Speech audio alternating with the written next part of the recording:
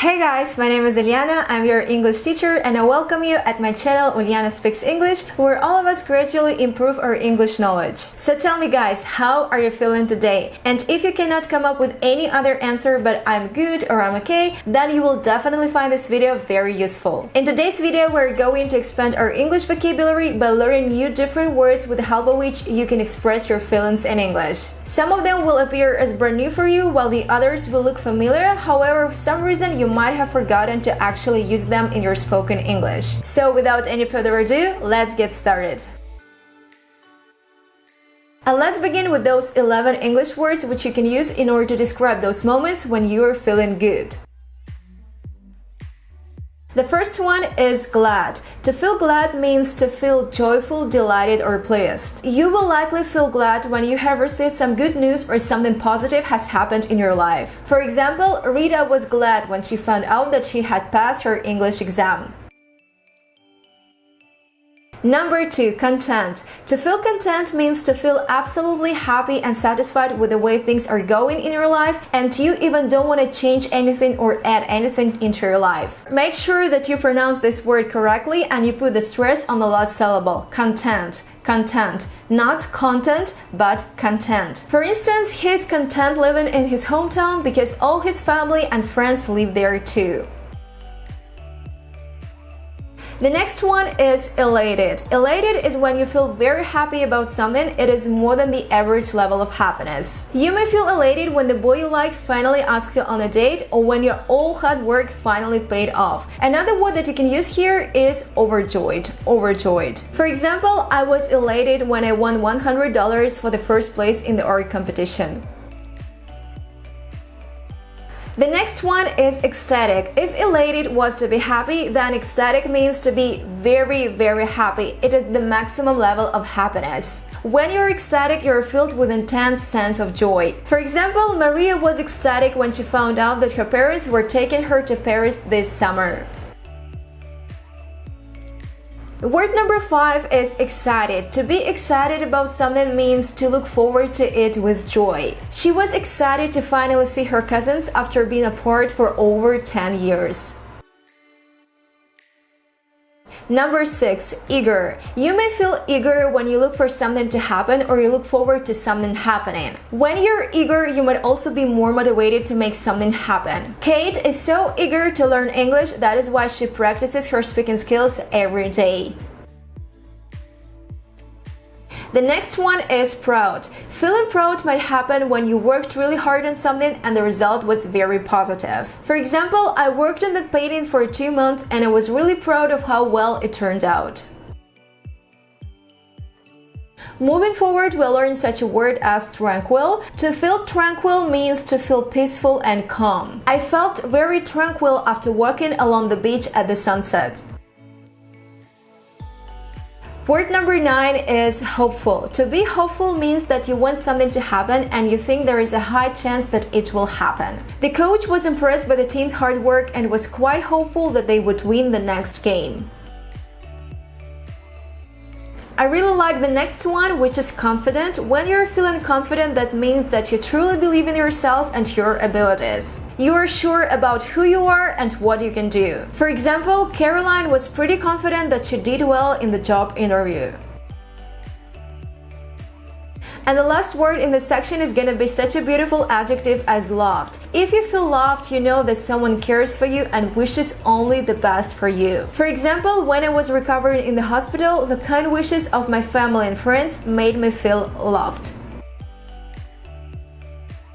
So now we're done with those words with which you can express those positive emotions and feelings, and right now let's get down to learning new words with which you can describe those moments when you're feeling down, because let's face it, we're not machines, we're people and we're supposed to feel all spectrum of emotions. Word number 1 is super easy and I'm pretty much sure all of you are familiar with this word. It's sad. When something bad happens in your life or something unfortunate happens in your life, most probably you will feel sad and unhappy. For example, she was sad when she heard that her best friend was moving out of the town. The next one is depressed. If you feel very sad and that sadness persists for a while, you can say that you're feeling depressed. Please note that depression is an actual mental illness that you can be diagnosed with. However, some English speakers use it in order to describe extreme sadness. For example, after her husband's death, Ray was depressed for years. The next one is feeling down. Feeling down is an idiomatic way of saying that you are feeling sad. After hearing the bad news, I was feeling down, but my friends came over to cheer me up. The word number 4 in this section is disgusted. You may feel disgusted when you really dislike something or it makes you feel sick. Harry was disgusted when he saw a lizard drinking from his glass of water. The next one is guilty. You will likely feel guilty if you have done something wrong, such as making other people feel bad. For example, Martha felt very guilty for shouting at the shopkeeper. The next bad feeling is hurt. Hurt is when you feel bad and you're in pain, either mentally or physically. He was very hurt when his parents forgot his birthday. Word number 7 is lonely. If you're sad and alone, the chances are you're feeling lonely. You can also sometimes feel lonely in the room full of people if you cannot relate or connect to anyone. In the second case, you might also say that you're feeling alienated. After his girlfriend broke up with him, he was feeling very lonely. The next word we're moving to is angry. You might feel angry when something doesn't go your way or someone does something mean or wrong toward you. The captain of the ship was angry at the sailors for disobeying his orders. Word number 9 is jealous. You may feel jealous of someone if they have something that you want but you do not have this. Another word for jealous is envious. Joey and Ben stopped being friends because Ben was too jealous of Joey's successful acting career.